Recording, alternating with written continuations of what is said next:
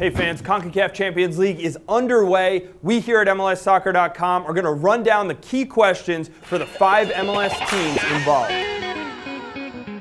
Well, New York's in Group 3, which is arguably the easiest group in the tournament. It includes the Montreal Impact, the weakest team in MLS so far this season, and FAS of El Salvador, one of the smallest clubs in the tournament.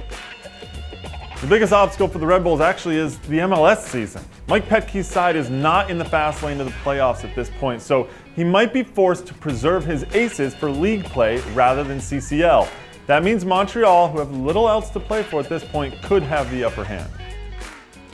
Because Sporting KC are deep, they're talented, and they're fully versed in their brand of high-pressure play. More importantly, they care about winning this thing a lot. Saprissa, it's that simple.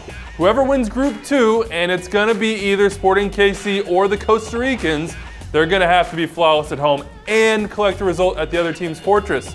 And therein lies the real challenge here. The Purple Monster is no joke. Just ask the US men's national team.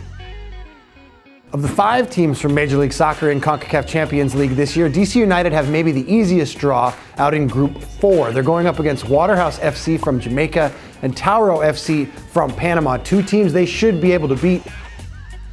The biggest obstacle for DC really is one of the biggest obstacles that MLS teams have had to face in CONCACAF Champions League throughout the years. That's going on the road in Central America. And DC United have a tough one on October 21st down in Panama. That's been a tough place for MLS teams to play in the past. Portland Timbers have a pretty accessible group when you look at their opponents, although you could argue about 28-time Honduran champions Olimpia. But it so happens to be that this Honduran powerhouse has played 10 matches against MLS sides in Champions Cup or Champions League. They've never beaten an MLS club on international competition. Even though Olimpia will look to defeat an MLS club for the first time, they have some numbers to back that up. Last year, since January 2013, they've played 74 games and they've only lost 17 of them, winning, of course, the Clausura title. With the lowest point total in the league, they're pretty much out of the playoff race and can certainly make CCL a priority. Toss in some new energy from Ignacio Nacho Piatti, someone who knows a thing or two about competing for continental championships, and things are looking good for Le Impact. 5 words come to mind: the New York Red Bulls. The only group with more than one MLS or Liga MX team means Montreal had the toughest task to get out. I doubt New York's starting center backs Ibrahim Sagaya and Jamison Olave, both 33 years old, are going to get the pick in this one. So 19-year-old Matt Miazga, who has already done well for the first team in a few spot starts, will be vital.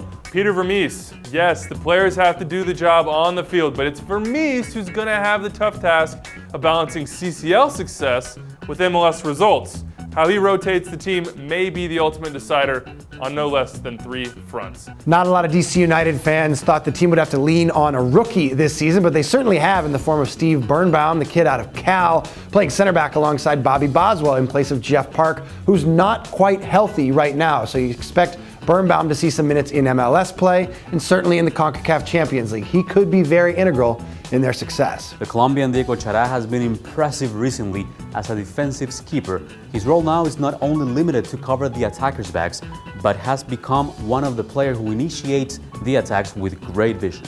Hassoun Kamara, the regular right back, is important to Montreal on both sides of the field.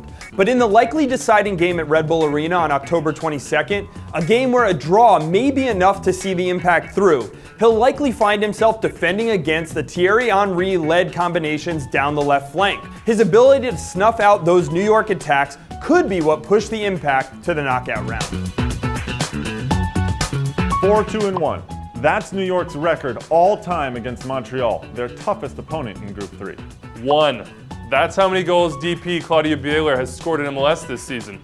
My bet is CCL is where Vermees turns the Argentine loose.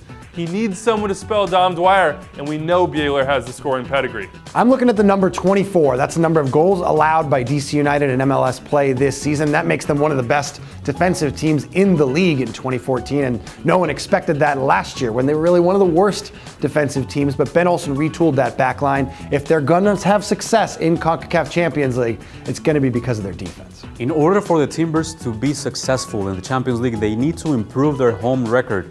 Currently in MLS, they've won 4 games, lost 2, and drawn 7 of them.